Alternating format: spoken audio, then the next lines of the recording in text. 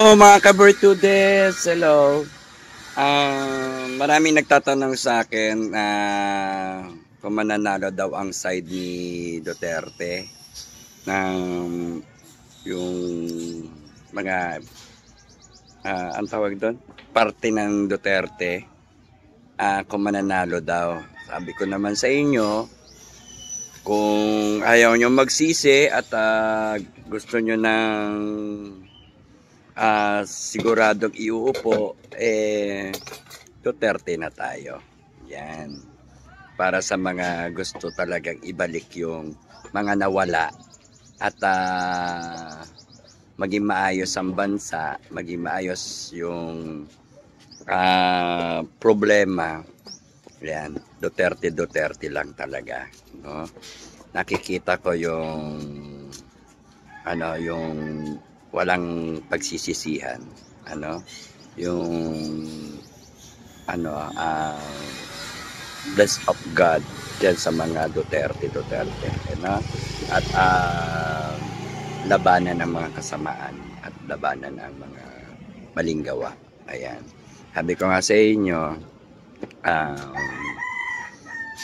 piliin at maging maayos kayo sa pagpili ng taong iboboto. Dahil tayo mga kabirtudes, para hindi natin maisugal o maitaya ang kinabukasan ng mga kabataan at saka ng mga taong bayan, at hindi na rin mahati dapat ang taong bayan, isa lang. Wag isanla ang kalagayan ng Pilipinas, ng ating bansa, no, sa mga taong iboboto. Kaya Duterte na lang kayo. Ayun ang masasabi ko sa inyo. Ako naman po ay walang pinapanigan sa kanilang pareho, kundi doon lang tayo sa tama at may katotohanan. At alam natin may silbi at meron tayong nakukuhang benefits. Ayan.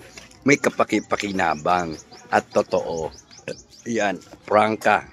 At saka maraming bagay na talagang nagiging successful. No? Sure ako sa inyo, Duterte na kayo. At saka sama-sama tayo sa pagkakaisa at saka pagkakaroon ng bagong Pilipinas talaga, hindi ginagong Pilipinas o binagoongan na Pilipinas, kundi talagang matatawag natin bagong Pilipinas, no? Bagong bansa sa ating kinabukasan. Wag kayong masilaw sa konting barya, wag kayong masilaw sa mga ano nyo, no? Sa mga ibinibenta nyong kalagayan. Tapos bandang huli sisisihin nyo gobyerno, sisisihin nyo sila. Kayo naglagay, tayo naglagay dyan, no? Kaya kayo, kung bright din kayo, kung kasi bright din kayo ni Duterte, doon tayo sa always tagumpay. Huwag tayo lilinya kahit kailan sa always lupaypay. Entiende? Okay?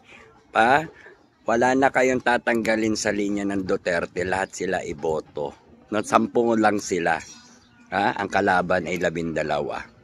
Kaya full support yan, lahat na diretso, no?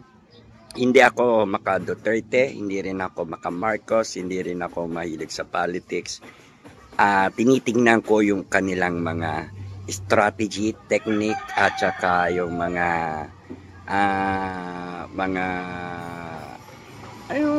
alam na natin na ano magiging future natin sa kanila, diba? Wag na muli kayo masilaw na hindi lahat ng gintong kumikinang ay ginto. Kung ayaw nyo kayo mabudol, doon na tayo sa totoo. Wag na tayo magpabudol ulit. Wag na kayo. Kaya mo nakakaawa ang mga kababayan, ang bayan, ang Pilipinas. At saka maging aware kayo. Basta ako, isa lang masasabi ko sa inyo. Patunayan nyo sa akin na bright kayo. Kasi pag bright kayo, Duterte kayo. Okay? At pero pag sinabi nyong weak kayo, Marcos kayo. Okay? Okay, thank you very much. God bless. More power, more blessings sa inyo. Always panalo, always tagumpay. At pagdasal natin palagi ang ating butihing bansa at Pilipinas maging okay at maganda naman. Huwag ibenta. Ha? Huwag niyo ibenta sa mga maling tao ang ating bansang Pilipinas. Ang ating boto ng mamamayan. Ingatan, ha? Basta kung bright ka, Duterte ka. Kung weak ka, Marcos ka. And I thank you. Bye-bye! God bless you! Salamat mga kabartuda sa suporta nyo, ha? Thank you very much. Masyado lang talaga akong busy ngayon at marami talaga akong